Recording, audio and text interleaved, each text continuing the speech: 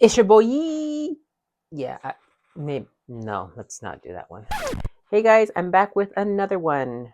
We're gonna do a bit of a plant chat. I just want to talk to you guys about my Calathea Orbifolia and kind of go over her. She tends to be one of my most dramatic and high maintenance plants, and with good reason. She is a true Calathea, so she definitely needs fine care. Look, just wanted to show you guys those leaves. Just can't. One thing you'll learn with Calathea, crispy edges are a given. And just because you have crispy edges with the plant does not mean, that's a new leaf unfurling, does not mean that you're terrible at caring for plants or anything like that. Look at it in the larger context. Overall, she's in great shape. I'm very proud of her.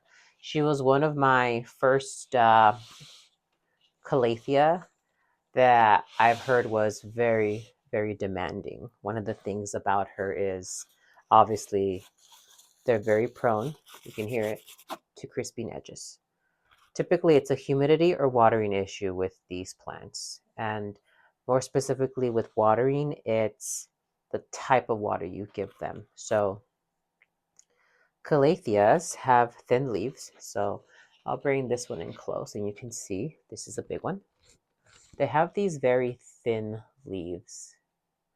So it makes them more sensitive to any impurities in tap water. So depending where you live, regionally, water is managed differently across the country. Different municipalities have different water sources. So you might have cleaner water in some areas, and your water may be more mineralized and rich in other nutrients or impurities, and that can be very, very difficult for Calatheas. And Calatheas, they rely a lot on rainwater. That's why they don't have that issue, because the rain is from the sky. It's not coming from pipes or the ground. So you're not having that issue with impurities. But what happens is if you use tap water that hasn't been treated consistently over time. So it's not going to happen right away where if you water your Calathea once or twice, it has to be a buildup of tap over time that you'll see it happen. So when I clean her in the shower, I don't mind giving her a good soak with the water from the shower head, which is tap water, and she's fine for it. So treated water. So what I use is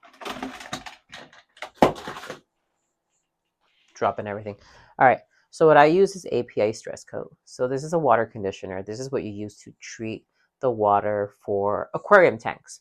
So what this does is it removes any impurities that you might find in tap that fish may be sensitive to, which works great for tropical plants. So my Calathea in general haven't had any issues with or extreme issues with crisping leaves because of that.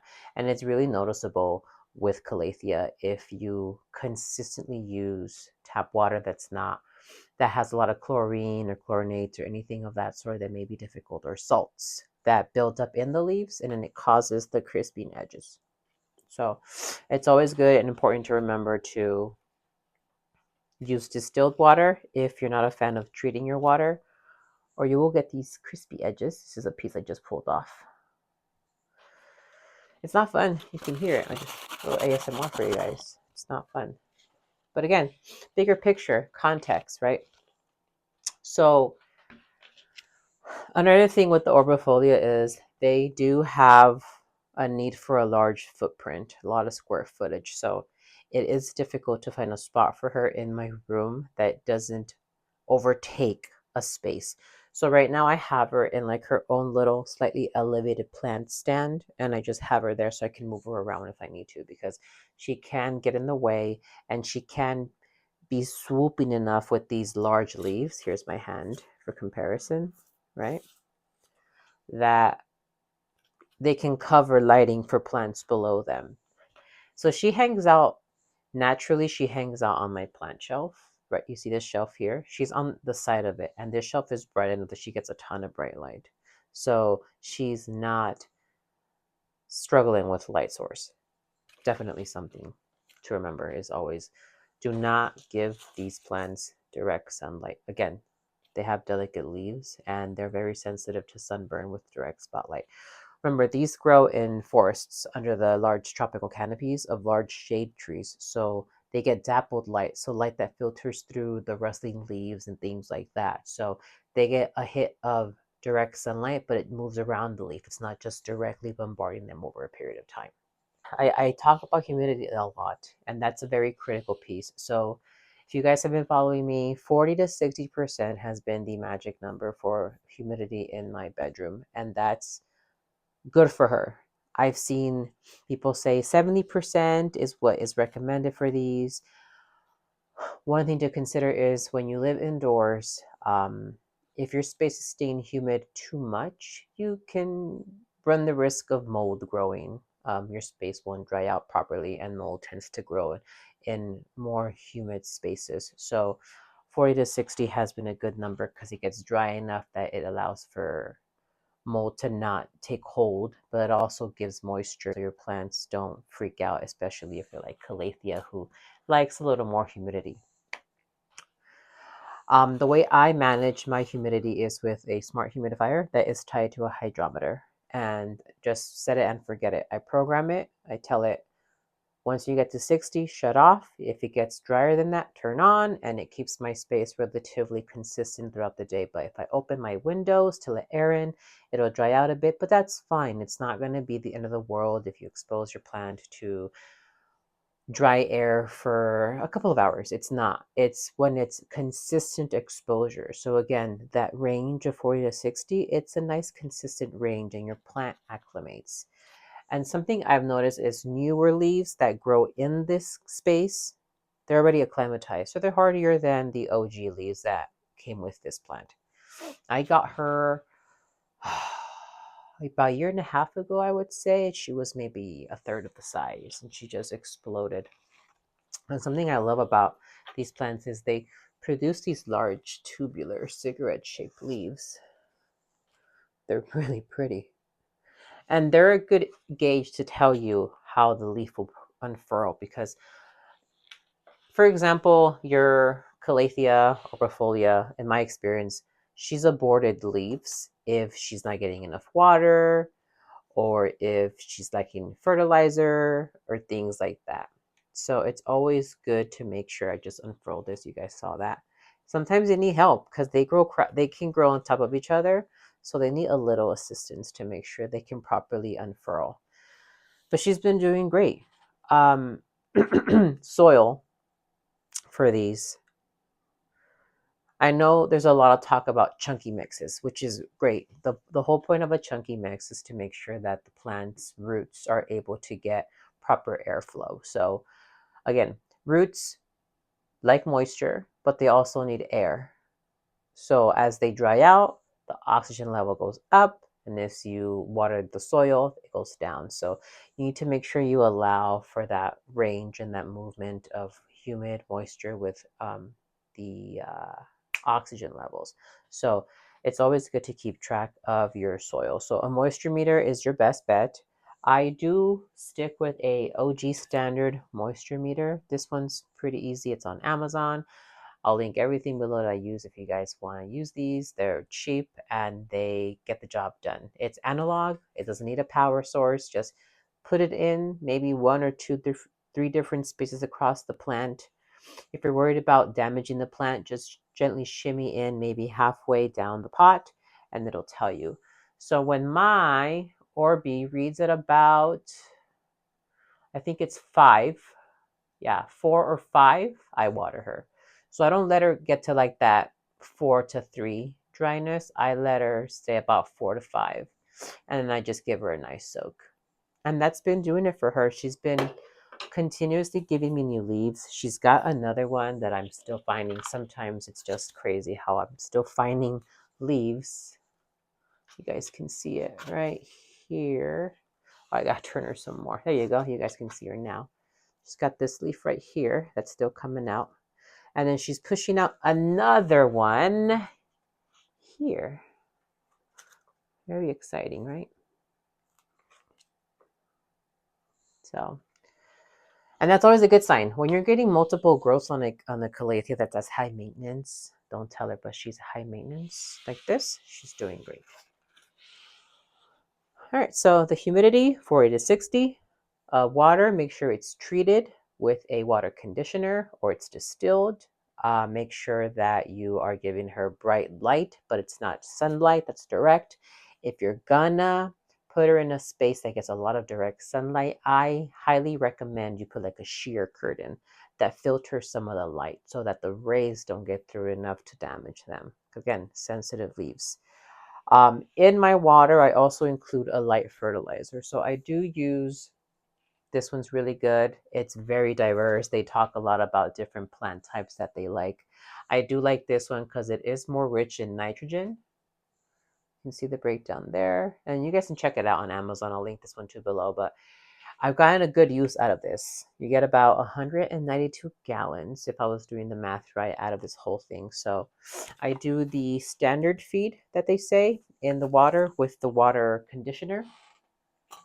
And I use that in my giant gallon. You can see the top right here. That's what I use to have water at the ready for my plants. Uh, what else do we need to kind of chat about with this one? Oh, we're talking about soil. So back to soil. So yeah, chunky mixes are important for the roots to dry out. Now, with these two, you have to take into account the fact that they like staying moist. So how do you balance out a chunky soil with moist? It's all about what's the composition of your chunky soil. So if you're going to use like cocoa peat, it's very popular because of how spongy it is. Make sure that is amended with a perlite, a pumice, or a bark, just to, and chunk it up so that you allow for the air pockets to be in there while the roots are also exposed to the moisture. And it's also about the roots staying moist consistently, not wet where it's soggy. If you've had the issue in the past where you repot a plant and maybe the pot below is very like muddy, it's mushy, it's because that soil is not properly drying out and it's probably lacking an amendment to properly let the soil, the water drain through. So remember that. Cocoa peat is great. Regular potting soil is fine. Just be sure that you add additional amendments. I personally do like using pumice. It's been something I do like using because it's like a trio. It allows for good aeration because it has air pockets, right? Because pumice is a volcanic rock, so it's very porous. It absorbs only what it needs, so it does retain moisture, but not, excuse me, like the peat itself. And it allows for good drainage because it's kind of, it's a solid material, so it allows for gaps in your soil. So that's a really good one to use. I've seen people use chunkier ones, bigger pieces. I use kind of a small sized piece in my mixes, which is great. I don't have, I think I need to get some more pumice. Yeah. But I do like using that. So perlite, pumice, bark. Those are the big three ones. Cocoa chips is fine too because it's more about adding bulk to your soil, but make sure that you're using something that is moisture retentive like a cocoa peat. If you don't have that and you like chunky mixes and that's been your beat, cocoa chips with bark pumice and throw in moss in there. Just something that allows moisture to be retained. It's what they like. But just remember, if it's chunkier soil, you might have to more frequently run water through your plant because it will dry up much more quickly than a moisture retentive mix. So soil, humidity, we talked about water, light. If you ever encounter issues with pests, I haven't seen any issues on her, and that is because I do give her a shower I think every 2 or 3 waterings. I'll hose her down in the shower. And because she does have these heavy leaves, I kind of do brace her when I'm hosing her down because sometimes the pressure of the water can like bring the stems down. So be mindful of that. And always make sure you hit the bottom of your leaves too when you're watering them. If you want to, you can use a neem oil product. There's a lot of ready to make ones, which are great. If you want to make your own, I've seen people use Castile soap with a little bit of neem with some peppermint, just a dash, just for like the scent, because neem does not smell the greatest by itself. I do like using the insecticidal soap by Garden Safe. There also is the fungicide 3 by that same brand. It's been very useful. That's just an added step. And I do sprinkle it on top because the neem gets into the soil and the roots can kind of absorb a bit to kind of create a gentle systemic protection against pests that may want to like sink their teeth into the plants, like mealies and spider mites. Especially with leaves this big, spider mites would be one of your biggest threats because it's a large surface area to work with, and that's something that they tend to like. They like plants with holes in them more, spider mites, but I have seen that they can get some in between, like you see how the stems get like these tight gaps between the stems. That's perfect for like webs of like spider mites. But yeah, that's pretty much in a nutshell Orbifolia. If you think about getting one, my advice is take the steps to understand if you are willing to commit a little more time to a plant care. If you're someone who's like, I'll just buy it and if it goes, it goes. That again, that's absolutely your choice. That's your right. You can do how you want to do it. But if you want to invest in care for a plant like this, definitely taking the tips I've been sharing about the humidity, the right watering type, um, soil type, light. Those are the big core components. Fertilizing it is very, very effective. Oh, one thing I did mention with these is you can divide them. You don't propagate these type of plants, so you don't cut a stem, put it in water, and your roots come out. So if you want to get more of these, my advice is let them get a little crowded in the pot, and then they have these things in the roots called rhizomes, and from there they can have new babies come out. And when they start doing that, you have the opportunity to repot and like separate, make sure they each have a good enough root system, and then repot into slightly smaller pots. I've noticed that these do like to be a little root bound to produce a lot more plants because they've stopped focusing on root growth. But yeah, that's pretty much it. That's what I got for you guys today, talking about Calathea orbifolia. Again, crispy edges are going to be normal with Calathea. Don't freak out. Nobody's perfect. Look at it in the greater picture. See, overall, she's gorgeous. Just a few brown tips. That doesn't make you a bad plant parent. Doesn't mean you can't care for them. It's always good to just play around with your environment too. And I've talked about environment with plants, and I'll link that video here. If you guys have thought about like, is my space right? Do I have the right conditions? Take a look at that video where I kind of talk about how environment does impact your ability to take care of plants and what kind of plants you can have. So thanks guys for listening. Don't forget to like, subscribe if you guys want to see more. If you guys have any questions, any thoughts, leave them in the comments. I'm always happy to address them. And I'll see you guys in the next one.